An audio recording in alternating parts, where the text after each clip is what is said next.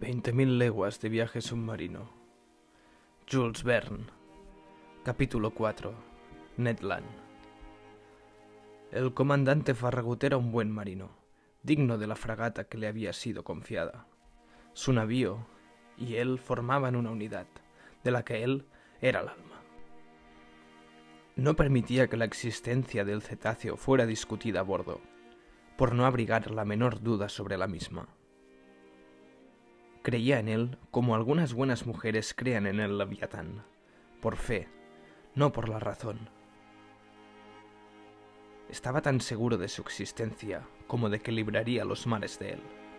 Lo había jurado, era una especie de caballero de Rodas, un diosdado de Gozón en busca de la serpiente que asolaba su isla.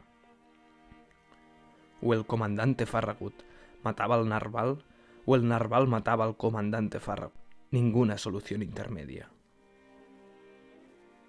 Los oficiales de a bordo compartían la opinión de su jefe.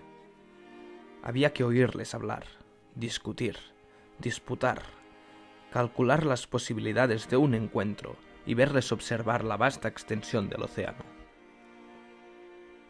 Más de uno se imponía una guardia voluntaria, que en otras circunstancias hubiera maldecido. En los baos del Juanete, y mientras el sol describía su arco diurno, los Arbaladura estaba llena de marineros, como si el puente les quemara los pies, que manifestaban la mayor impaciencia, y eso que la Abraham Lincoln estaba todavía muy lejos de abordar las aguas sospechosas del Pacífico. La tripulación estaba, en efecto, impaciente por encontrar al unicornio, por arponearlo, izarlo a bordo y despedezarlo. Por eso, vigilaba el mar con una escrupulosa atención. El comandante Farragut había hablado de una cierta suma de $2.000 que se embolsaría quien, fuese grumete o marinero, contramaestre u oficial, avistara al primero al animal. No hay que decir cómo se ejercitaban los ojos a bordo del Abraham Lincoln. Por mi parte, no le cedía a nadie en atención en las observaciones cotidianas. La fragata hubiera podido llamarse muy justificadamente Argos. Conseil era el único entre todos que se manifestaba indiferente a la cuestión que nos apasionaba, y su actitud contrastaba con el entusiasmo general que reinaba a bordo. Ya he dicho cómo el comandante Farragut había equipado cuidadosamente su navío, dotándolo de los medios adecuados para la pesca del gigantesco cetáceo. No hubiera ido mejor armado un ballenero. Llevamos todos los ingenios conocidos, desde el arpón de mano hasta los proyectiles de los trabucos y las balas explosivas de los arcabuces.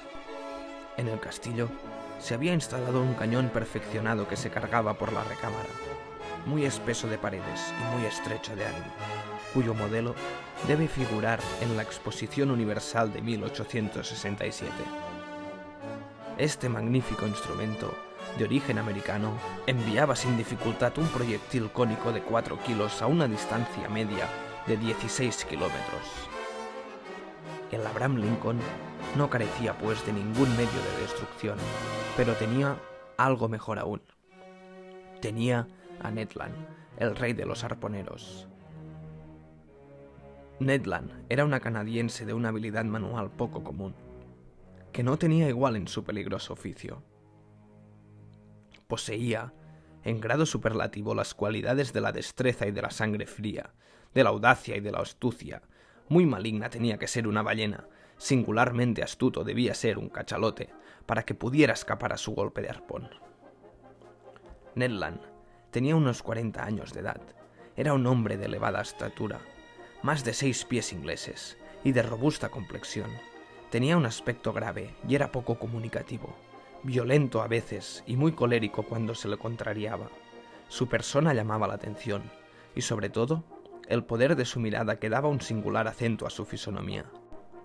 Creo que el comandante Farragut había estado bien inspirado al contratar a este hombre, que por su ojo y su brazo valía por toda la tripulación. No puedo hallarle mejor comparación que la de un potente telescopio que fuese a la vez un cañón. Quien dice canadiense, dice francés, y por poco comunicativo que fuese Ned Land, debo decir que me cobró cierto afecto, atraído quizá por mi nacionalidad, era para él una ocasión de hablar, como lo era para mí de oír. Esa vieja lengua de Rabelais todavía en uso en algunas provincias canadienses. La familia del arponero era originaria de Quebec y formaba ya una tribu de audaces pescadores en la época en que esa tierra pertenecía a Francia. Poco a poco, Ned se aficionó a hablar conmigo. A mí me gustaba mucho oírle el relato de sus aventuras en los mares polares. Narraba sus lances de pesca y sus combates, con una gran poesía natural. Sus relatos tomaban una forma épica que me llevaba a creer estar oyendo a un Homero canadiense cantando la Ilíada de las regiones hiperbóreas. Describo ahora a este audaz compañero tal como lo conozco actualmente. Somos ahora viejos amigos, unidos por la inalterable amistad que nace y se cimientan en las pruebas difíciles. A mí, buen Ned, solo pido vivir aún 100 años más para poder recordarte más tiempo.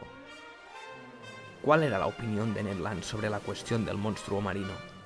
Debo confesar que no creía apenas en el unicornio, y que era el único a bordo que no compartía la convicción general. Incluso evitaba hablar del tema, sobre el que le abordé un día. Era el 30 de julio, es decir, a las 3 semanas de nuestra partida, y la fragata se hallaba a la altura del Cabo Blanco, a 30 millas, a sotavento de las costas de la Patagonia. Habíamos pasado ya el trópico de Capricornio, y el estrecho de Magallanes se abría a menos de 700 millas al sur. Antes de 8 días, el Abraham Lincoln se hallaría en aguas del Pacífico. Hacía una magnífica tarde, y sentados en la toldilla hablábamos Ned Land y yo de unas y otras cosas, mientras mirábamos el mar misterioso cuyas profundidades han permanecido hasta aquí, inaccesibles a los ojos del hombre. Llevé naturalmente la conversación al unicornio gigantesco, y me extendí en consideraciones sobre las diversas posibilidades de éxito o de fracaso de nuestra expedición. Luego, al ver que Ned Land me dejaba hablar, le ataqué más directamente. ¿Cómo es posible, Ned, que no esté usted convencido de la existencia del cetáceo que perseguimos? ¿Tiene usted razones particulares para mostrarse tan incrédulo? El arponero me miró duramente algunos instantes antes de responder. Se golpeó la frente con la mano, con un gesto que le era habitual. Cerró los ojos como para recogerse y dijo al fin: «Quizá, señor Aronnax. Sin embargo, Ned, usted que es un ballenero profesional, usted que estaba familiarizado con los grandes mamíferos marinos, usted cuya imaginación debería aceptar fácilmente la hipótesis de cetáceos enormes, parece al menos indicado. Debería ser usted el último en dudar, en semejantes circunstancias». Se equivoca, señor profesor. Pasé aún que el vulgo crean cometas extraordinarios que atraviesan el espacio o en la existencia de monstruos antediluvianos que habitan el interior del globo, pero ni el astrónomo ni el geólogo admitirán tales quimeras. Lo mismo ocurre con el ballenero. He perseguido a muchos cetáceos, he arponeado un buen número de ellos, he matado a muchos, pero por potentes y bien armados que estuviesen, ni sus colas ni sus defensas hubieran podido abrir las planchas metálicas de un vapor. Y sin embargo, Ned, se ha demostrado que el narval ha conseguido atravesar con su diente barcos de parte a parte. Barcos de madera quizá, es posible, aunque yo no lo he visto nunca. Así que hasta no tener prueba de lo contrario, yo niego que las ballenas, los cachalotes o los unicornios puedan producir tal efecto. Escuche, Ned. No, señor profesor, no. Todo lo que usted quiera excepto eso. Quizá un pulpo gigantesco. Aún menos, Ned. El pulpo no es más que un molusco, y ya esto indica las escalas consistencias de sus carnes.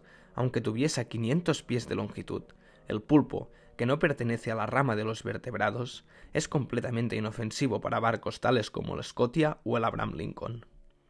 Hay que relegar al mundo de la fábula las proezas de los krakens u otros monstruos de esa especie. Entonces, señor naturalista, preguntó Ned Land con un tono irónico, ¿persiste usted en admitir la existencia de un enorme cetáceo? Sí, Ned, se lo repito con una convicción que se apoya en la lógica de los hechos. Creo en la existencia de un mamífero, poderosamente organizado, perteneciente a la rama de los vertebrados, como las ballenas, los cachalotes o los delfines, y provista de una defensa córnea, con una extraordinaria fuerza de penetración. Dijo el arponero, moviendo la cabeza con el ademán de un hombre que no quiere dejarse convencer. Y observe, mi buen canadiense, que si tal animal existe, si habita las profundidades del océano, si frecuenta las capas líquidas situadas a algunas millas por debajo de la superficie de las aguas, tiene que poseer necesariamente un organismo cuya solidez desafíe a toda comparación. ¿Y por qué un organismo tan poderoso?, preguntó Ned. Porque hace falta una fuerza incalculable para mantenerse en las capas profundas y resistir a su presión. ¿De veras?, dijo Ned, que me miraba con los ojos entrecerrados.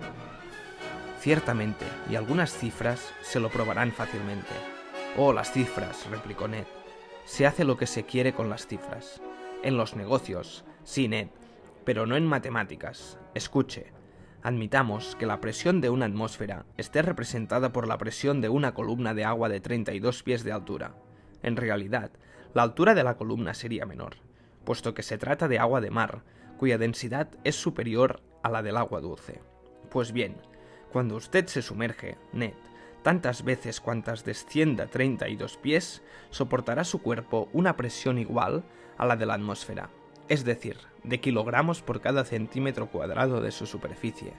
De ello, se sigue que a 320 pies esa presión será 10 atmósferas, de 100 atmósferas a 3.200 pies y de 1.000 atmósferas a 32.000 pies, es decir, a unas 2 leguas y media, lo que equivale a decir que si pudiese usted alcanzar esa profundidad en el océano, cada centímetro cuadrado de la superficie de su cuerpo sufriría una presión de 1.000 kilogramos. ¿Y sabe usted, mi buen Ned, cuántos centímetros cuadrados tiene usted en superficie?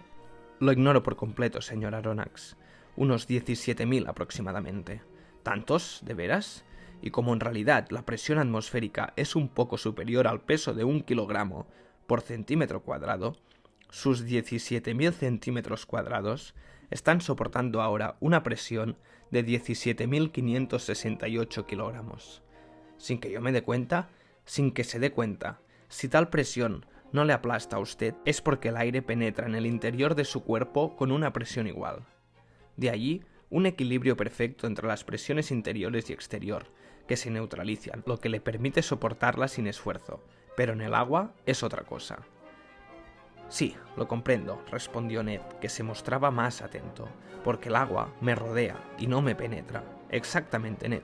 Así pues, a 32 pies por debajo de la superficie del mar, sufriría usted una presión de 17.568 kilogramos, a 320 pies, 10 veces esa presión, o sea, 175.680 kilogramos, a 3.200 pies, 100 veces esa presión, es decir, 1.756.800 kilogramos, y a 32.000 pies, 1.000 veces esa presión, o sea, 17.568.000 kilogramos.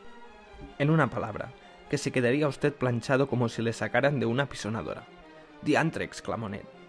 Pues bien, mi buen Ned, si hay vertebrados de varios centenares de metros de longitud y de un volumen proporcional que se mantienen a semejantes profundidades, con una superficie de millones de centímetros cuadrados, calcule la presión que resisten en millas de millones de kilogramos. Calcule usted cuál debe ser la resistencia de su armazón ósea y la potencia de su organismo para resistir a tales presiones. Deben estar fabricados, respondió Ned Land, con planchas de hierro de 8 pulgadas, como las fragatas acorazadas.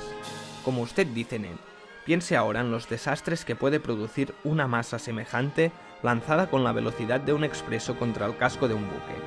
Sí, en efecto, tal vez, respondió el canadiense, turbado por esas cifras, pero sin quererse rendirse. Pues bien, ¿le he convencido? Me ha convencido de una cosa, señor naturalista, y es de que si tales animales existen en el fondo de los mares, deben necesariamente ser tan fuertes como dice usted.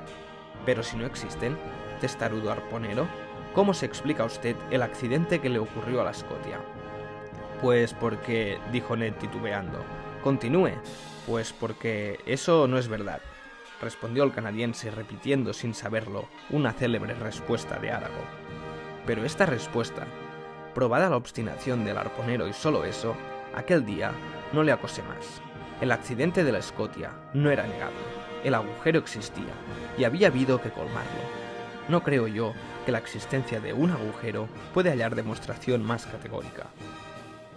Ahora bien, ese agujero no se había hecho solo, y puesto que no había sido producido por pocas submarinas o artefactos submarinos, necesariamente tenía que haberlo hecho el instrumento perforante de un animal. Y en mi opinión, y por todas las razones precedentes expuestas, ese animal pertenecía a la rama de los vertebrados, a la clase de los mamíferos, al grupo de los pisciformes y finalmente al orden de los cetáceos. En cuanto a la familia en que se inscribiera, ballena, cachalote o delfín, en cuanto al género del que formaba parte, en cuanto a la especie a la que hubiera que adscribirle, era una cuestión a eludiar posteriormente. Para resolverla, había que disecar a ese monstruo desconocido. Para disecarlo, necesario era apoderarse de él. Para apoderarse de él, había que arponearlo, lo que competía a Ned Land. Para arponearlo había que verlo, lo que correspondía a la tripulación, y para verlo había que encontrarlo, lo que incumbía al azar.